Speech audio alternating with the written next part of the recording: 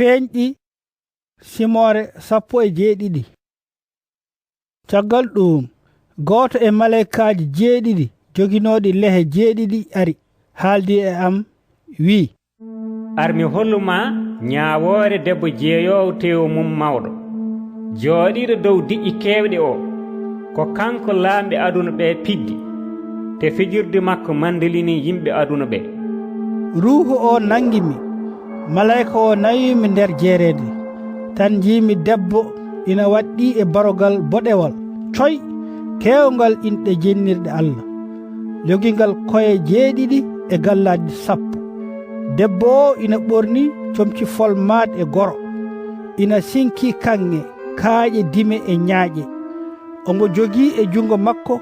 koppu kanŋe keewɗo haram e tuundi fijirde makko nde ɗo inde nde maana mum suuɗi ina winda e tiinde makko Babilon saare mawnde yummu mum rewɓe yeeyoɓe te buli mumen wondude haram aduna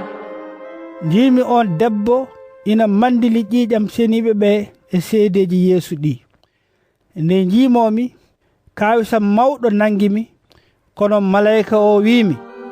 holi ko waɗi ɗum ina hawma mami firane sirlu debbo o e barogal ngal o waɗɗi jogingal koye 7 e gallaɗi 10 ngal barogal ngal jiiɗa ngal ko gonno ngal natti jogorngal ƴeŋde e woyndudu alaɗo haaɗi he yaɓana halkare yimɓe aduna ɓe inɗe mumen bindanoka e deftere gurdam he gila e fuɗɗode aduna ɓe so jiingal ma kawisa jaggu ɗumen saabu ko ngal godnongal ngal natti tema ngal artoyi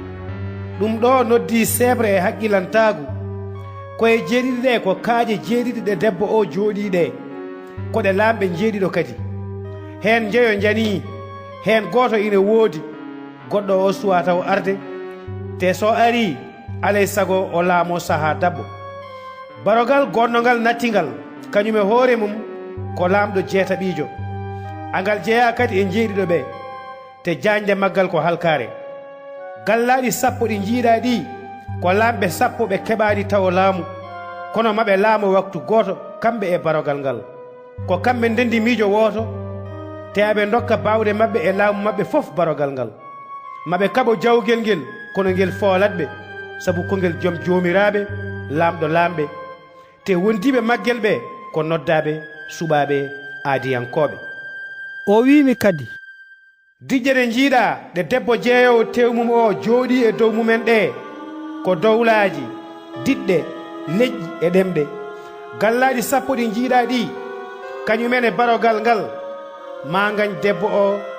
ɓola ɗum ha heddoro ɓandu meeru ñaama tew mum kadi duppa ɗum e jeygol ngati Allah loowi e ɓerɗe maɓɓe wadde anniya mum ɓe ndenda miijo woto ɓe dokka barogal ngal laamu maɓɓe haa nde Allah timmini konnguli mum fof debbo mo jiiɗa o ko saare mawde laamide lamɓe aduna nde